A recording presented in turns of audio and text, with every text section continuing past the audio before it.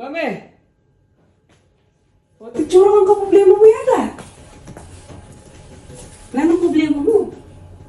Na? Ing problema, kakaulan niya yan. Eh na mo kabut isipan. Mating gagamang yung problema. Tagdanan mo yun. Totoo? Oo, kakaulan yung problema. Maniwala ka nga ako. Kakaulan niya talaga yung problema. Oo, kakaulan niya. Mumot.